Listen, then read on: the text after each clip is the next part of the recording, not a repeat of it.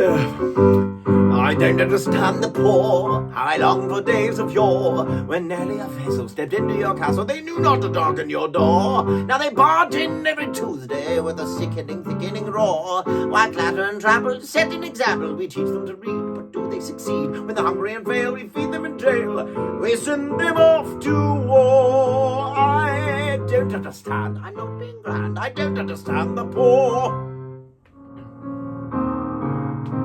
You and I go sailing by, and no one will know where to find us.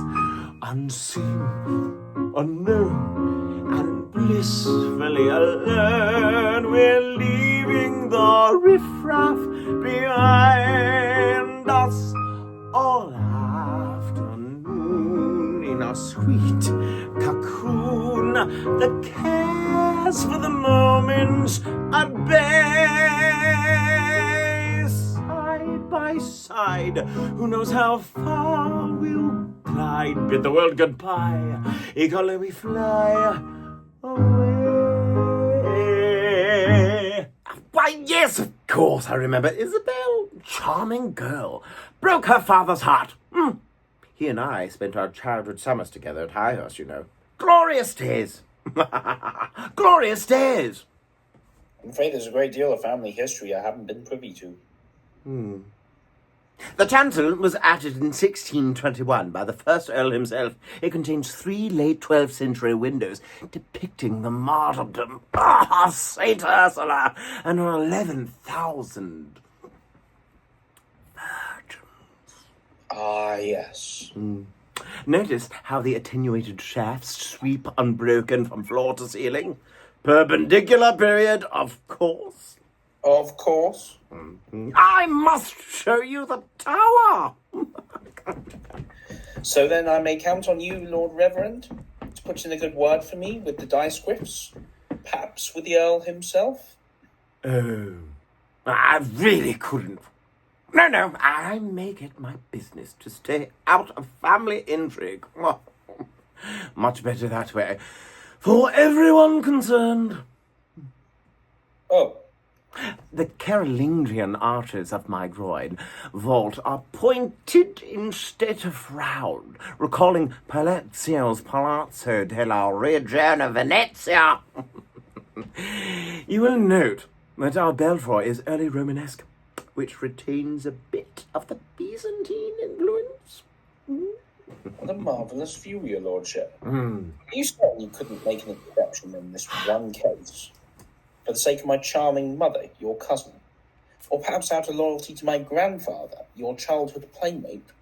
Well, that's it, isn't it? If Isabel's own father saw it fit to disinherit her for her sins, who am I to deny his wishes? You'll have to move closer to the edge to truly appreciate the architectural significance of the flying buttresses. They're said to be influenced by the cathedral of Chartres. Have you no Christian charity, then? Pardon? What was her great sin, after all? Only love. Yes. Now lean backward, as I do. There. Ooh. Have you ever seen such horizontal thrusts? Isn't it splendid? I'm afraid I shall need your hand. Please. Yes, of course, my lord. What are you waiting for? Pardon me, Miss Dysquith. Yes? Speak up, what is it? Baron Philpott, madam, of the Foreign Office. We met last month at the Consumptives' Ball. Oh, yes.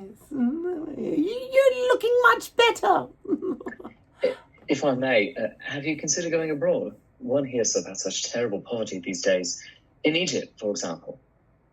Egypt? Land of the pharaohs, and of Moses the Israelite, home to the great pyramids and the Sphinx.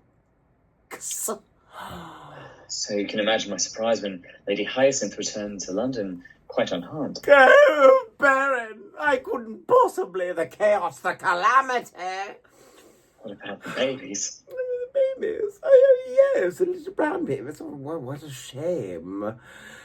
Where will my largesse be truly appreciated? I need a place so low that hope itself has been abandoned. Somewhere under British rule, of course. Of course. Well, you may have heard of the suffering in India. India. Land of the Hindus and Muslims, of tamarind and saffron, of vindaloo and chutney. That's it!